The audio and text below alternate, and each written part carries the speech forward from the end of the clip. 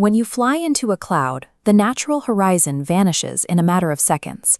Up, down, left, and right blur into a wall of gray, stripping away the visual cues you rely on to keep the aircraft upright. Take a look at this instrument panel setup. Without the outside world, your inner ear will lie to you, making you feel like you're turning when you're actually flying straight. To survive, you must transfer your trust to these 6 gauges. The foundation of this trust is a straightforward equation: attitude plus power equals performance. Mastering the straight climb and descent requires using that equation to dictate exactly what the aircraft is doing. You apply mathematical control over your speed and altitude when you can no longer see the air around you. Entering a climb inside a cloud relies on a strict mechanical sequence known as APT: attitude, power, and trim. First is attitude. You pull back on the elevator to place the miniature airplane exactly 2 bar widths above the artificial horizon. You set this precise pitch before you touch anything else. Next is power. You hold that pitch attitude and watch the airspeed indicator. When the airspeed bleeds down to your target climb speed, you smoothly advance the throttle to climb power. Adding that much power creates a massive surge of torque and spiraling slipstream. This violently pulls the nose of the aircraft to the left. To counteract this yaw and stay on your heading, you press firmly on the right rudder pedal until the slip and skid ball is perfectly centered. Then you adjust the trim wheel to relieve the heavy pressure on the yoke. Following the attitude, power, trim sequence ensures the transition is methodical. It prevents you from aggressively yanking the controls to force a climb, which can quickly induce an accidental stall in the clouds. Once established in the climb, many pilots fall into the trap of chasing the vertical speed indicator to check their progress. But the VSI has a mechanical lag. Fixating on it causes you to overcorrect and destabilize the aircraft. Look at the top left panel in this reference graphic, showing a maximum rate climb.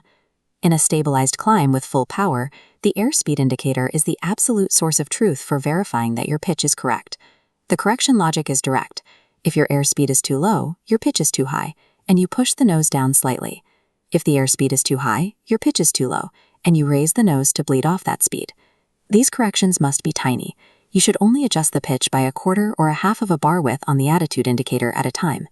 In a stabilized climb, your airspeed dictates your pitch, and your pitch keeps you flying. The VSI only reports history. The airspeed indicator dictates immediate survival.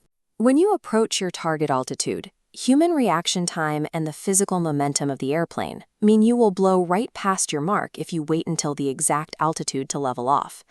To solve this, calculate your lead-in altitude using the 10% rule. Take your current rate of climb, let's say 500 feet per minute, and divide it by 10. This requires you to start your level off exactly 50 feet before reaching your target altitude. Hitting that lead-in marker triggers a modified 4-step sequence: attitude, pause, power, and trim. First, you gently lower the pitch attitude back to the level flight position on the horizon. Then you pause. You hold your climb power and let the airplane physically accelerate up to cruise speed. Once you reach that speed, you reduce the throttle to cruise power. Heading down requires reversing our energy management. Gravity forces a change in the dynamic, so we enter the descent using the PAT sequence: power, attitude, and trim. First, you reduce the throttle to your descent power setting, but instead of pitching down immediately, you apply back pressure on the yoke to artificially hold your current altitude. This bleeds off your extra cruise speed. Once the airspeed indicator shows your target descent speed, you relax that back pressure and deliberately drop the nose 1 to 2 bar widths below the artificial horizon. Just like in the climb, you lock in this descent rate by referencing the airspeed indicator. Make micro adjustments to the pitch to keep the needle exactly on your target speed. As you approach your new lower altitude, apply the 10% rule again. If you are descending at 500 feet per minute, begin your level off 50 feet early. Smoothly push the throttle forward to cruise power while raising the pitch attitude back up to the level flight position. Let the speed stabilize and trim off the control pressures. Executing a descent is an exercise in energy management.